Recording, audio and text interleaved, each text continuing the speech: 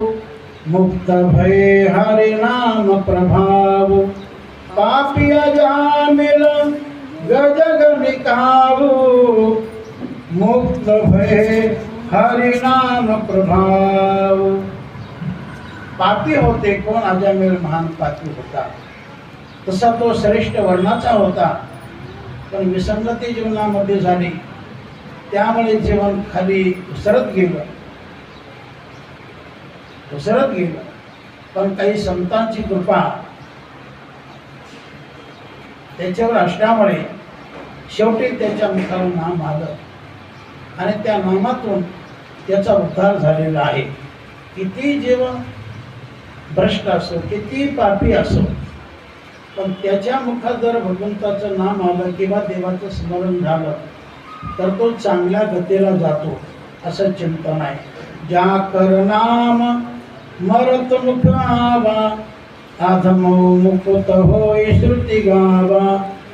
ज्या कर नाम मरत मुख आवा आधमो मुकुत होय श्रुती गावा।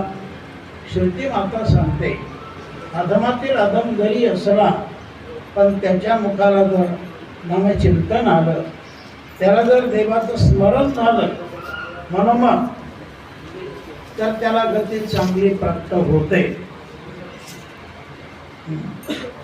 अंतकाळी जशी मती तशी गती, जशी मती तशी गती, जशी वासना तसा पुढचा जन्म।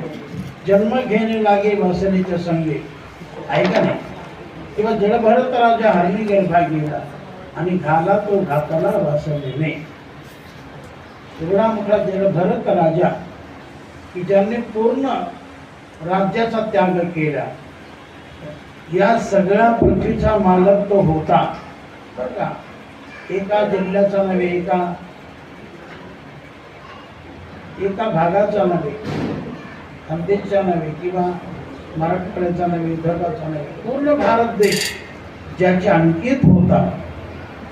पण त्याला वैराग्य झालं आणि सर्व राज्य त्याग करून वरांतरी राहू लागला।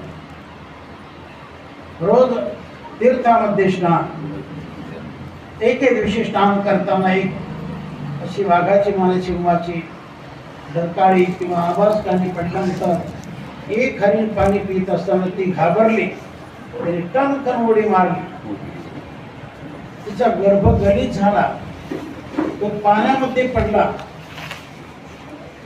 ती छलांग मारून गेली, पण ती गतप्राण झाली।